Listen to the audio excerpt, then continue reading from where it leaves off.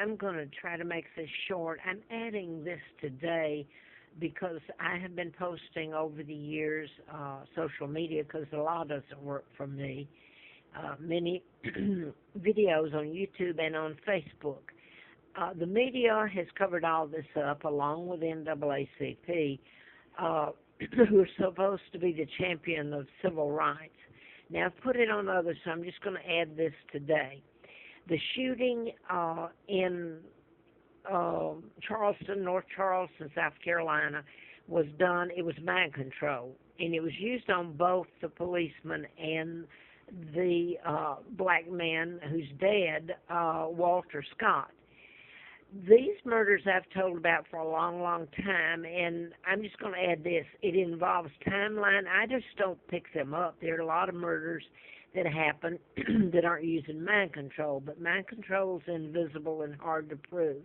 And over many, many years, these were deliberately done in patterns, and they can be proven, the ones that I speak of, like the ones next door that it's an anniversary of it, at Virginia Tech in Blacksburg, the mass murders there of students, 33 of them, April the 16th of '07.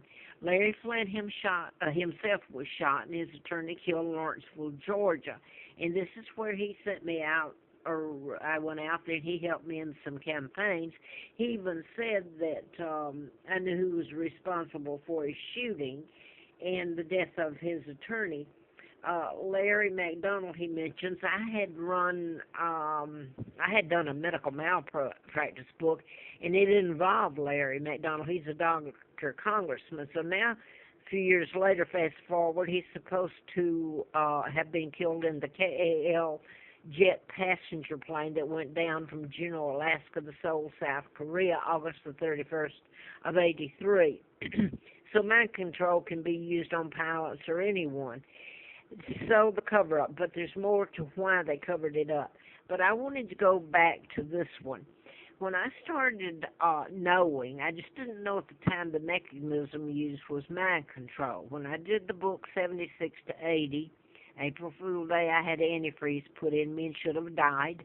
It was a fiasco. I hope the world has to see that someday. I hope there's video of it. I was illegally transported across the state line to Huntsville, Alabama, where in the condition I was in, and I'm leaving out all that happened because I can't tell it.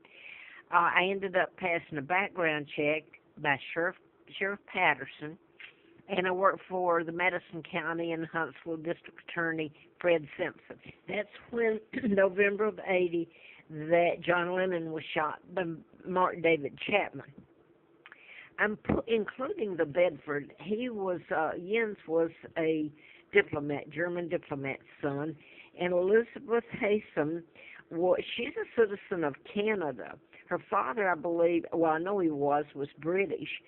And these are mind control murders. Now, Jens' path crossed mine at Lovett School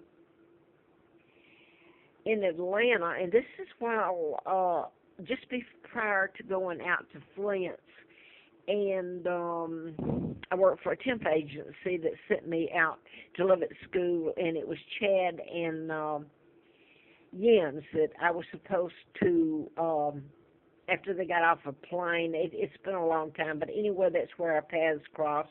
And then I'm in Grottoes, Virginia, when this killing of her parents happened.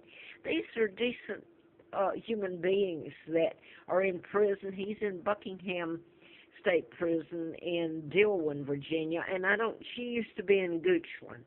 And they're victims themselves. Not only did she lose her parents, in essence, he lost his parents. He's here and his mother's died.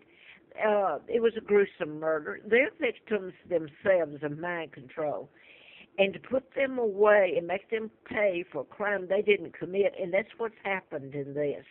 It happened, let me just put it this way, George Wallace was shot, and the man in Laurel, Maryland, was programmed to shoot him. There's a list of them. The Fort Hood shooter finished school at Blacksburg, Virginia Tech. He was a psychiatrist, and he's from Roanoke, Vinton, Virginia here. So there's a whole list of them, and some of the list that's been using mind control to kill is invisible. So how do you prove it? Like I say, these were done in patterns that I speak of.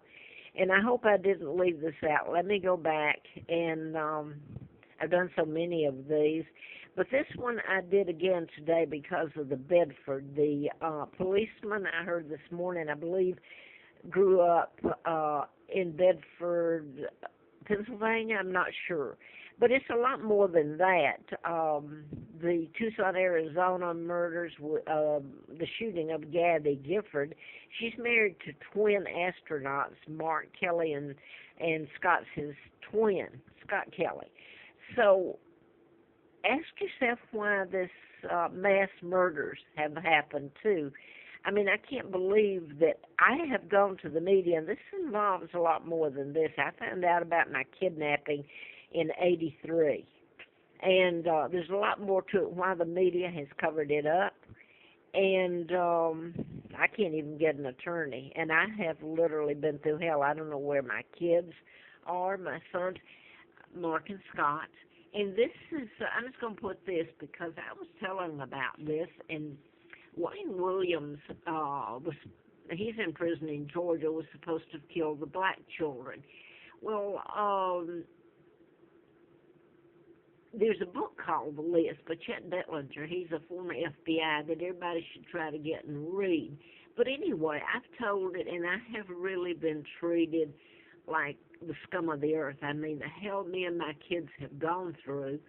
But I'm going to put this here, and let me say this, the Scarsdale murder with Gene Harris, Bedford, is that Bedford, Connecticut, up in New England. That was a long time ago, and that was one of the, close to the first ones I was trying to tell about. She was programmed to shoot him. But this is, it says Biochip Twins. This is it's about Timothy McVeigh, who said the U.S. Army implanted a chip in him. And this is the illegal Williams, so we won't get into that. They're afraid they might kidnap him. Well, his family's kidnapped the real one here. But anyway, implantable biochips, and it was by Tex Mars, and it's called Project Lucid. But this is what I was telling about, really.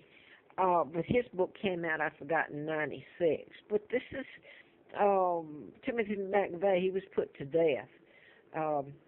There you go. I mean, I've told it. The media's covered it up. I want to ask this. Where does the media, who has been complicit in all this, who makes them pay? They've drawn salaries. I had someone approach me here. I've actually had to go on food stamps and everything.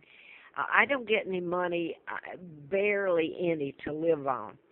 I had somebody that had to have known I was there come up to me, and someone that he, well, I think he was married to or worked for Channel 7 here. I have gone to all these when I came here in October, so you can imagine October of '86, how many more murders have happened, not just here in Virginia. I don't make them happen. I'm just the messenger. And I've been told that, I mean, you don't want to hear the names. I've been called and told, but this gentleman came up to me there while I was standing. You have to try to laugh to get through the hell. It's not funny. But anyway, he told me they weren't going to cover it. Well, I've been there so many times, personally, carrying it, faxing it, you name it. And none of them are going to. My God, I work for the district attorney. None of them will touch it. Atlanta, Georgia, when I was living there, none of them would touch any of it. So it's kept going on. So the social media was the only outlet I have, and I'm not sure. I'm 76 years old, and I have been beaten to a pulp. Anyway, I'm going to go. That's it. And the policeman up there is just as much a victim as the man that's dead. If the truth is not told, he would be sent to prison for life. And he's a policeman, so they'd really get him in prison. So he's a victim himself. That's what you don't understand, and I'm going to